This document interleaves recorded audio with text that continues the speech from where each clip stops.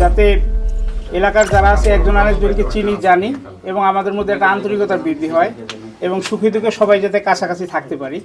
তা আপনারা সবাই খুব শর্ট নোটিসে আজকে আসছেন, আপনাদের সবার প্রতি অনেক অনেক কৃতজ্ঞতা। সবাই বক্তব্যে অনেকগুলো সাজেশন করেছেন, আপনাদের সবাইকে ধন্যবাদ। স্পেশালি একরাম ফরাজি ভাইও বেশ কিছু সাজেশন করেছেন। তো আমরা ইনশাল্লাহ এই ধারাবাহিকতাটা আমরা ইনশাল্লাহ বজায় রাখবো। স্পেশালি এডুকেশন সেক্টরে আমাদের বাচ্চারা যারা আছে তাদের নিয়ে আমরা কিছু কাজ করব।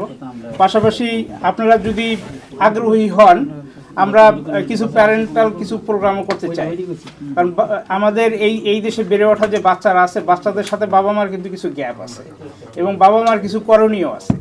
তো সুতরাং আপনারা যদি চান, কারণ এর আগের অনেক মিটিংয়ে আমি এগুলো বলেছি, আসলে সত্য কথা বলতে ওই ধরনের ফিডব্যাক আসলে আমি পাইনি, যে কারণেই আপনি বলতে পারেন যে আস্তে আস্তে হয়তো আমাদের কিছু গ্যাপ আমাদের আছে।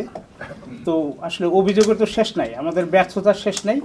তার মাঝে সফলতা যেটা, সেটা হচ্ছে যে আমাদের গ্রেটার ফরিদপুরের 5 জেলার মানুষের মধ্যে দেখা গেছে যে মাদারীপুর, শরীয়তপুর এবং ফরিদপুরের মানুষ আমরা কিন্তু এখন অনেক, এবং সবাই কিন্তু কানেক্টেড।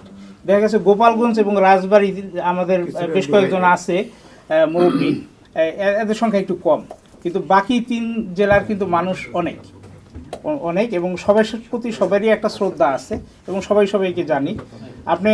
আপনারা খুশি হবেন যে এমন কোনো সপ্তাহ নাই যে আমাদের এলাকার কারো বিয়ের সাথে নাই।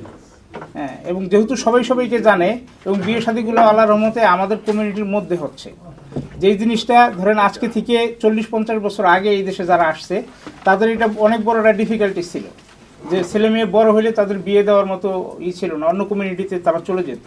তো আলহামদুলিল্লাহ এইটা আমাদের যারা সংগঠিত করেছে, আপনারা নেতৃবৃন্দ যারা আছেন, এটা তাদের একটা অনেক বড় একটা অবদান। পাশাপাশি ধরেন আমাদের কমিউনিটিতে মেন্টাল হেলথের অনেক প্রবলেম আছে, এইগুলোকেও সাপোর্ট দেওয়ার দরকার আছে। এখন এই ধরনের অ্যাসোসিয়েশন আসলে কিন্তু অনেক সমাজ কল্যাণমূলক একটা দিক নিয়েই কিন্তু করা হয়।